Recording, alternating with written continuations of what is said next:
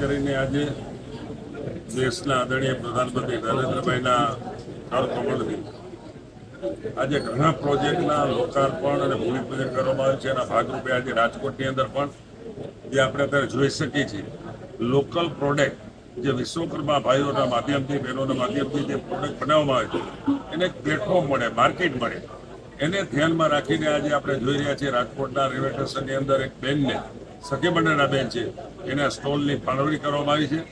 અને ખાસ કરીને આપણે જે વંદે ભારત ટ્રેન આજે નવી 10 ટ્રેનને લીલી ઝંડી આપવામાં આવી છે. એમાં રાજકોટની જે અમદાવાદ જામનગર ટ્રેન ચાલતી હતી એને દ્વારકા સુધી લંબાવવામાં આવે છે.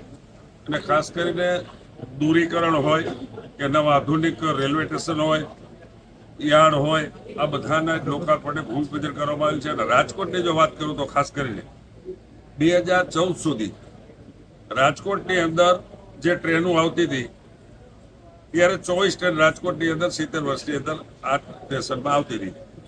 આજે 44 ટ્રેન આવે છે. તમે કલ્પના ન કરી શકો કે નરેન્દ્રભાઈના નેજા નીચે ભારતીય જનતા પાર્ટી સરકારે રેલવે પાછળ હમણાં જ એમને વાત કરી 10 લાખ કરોડના કામો તો આ એક જ મહિનાની અંદર 75 દિવસની અંદર લોકાર્પણને ભૂમિપૂજન કરવામાં આવ્યું છે. તો ખાસ કરીને રાજકોટ ને સૌરાષ્ટ્રને રેલના માધ્યમથી વધારે સુવિધા પ્રાપ્ત થાય એના માટેના જ્યારે સરકાર પ્રયત્ન કરી રહી ત્યારે એમને અભિનંદન આપું છું, આભાર વ્યક્ત કરું છું કે રાજકોટને પણ આટલી બધી સુવિધાઓ પ્રાપ્ત થઈ છે.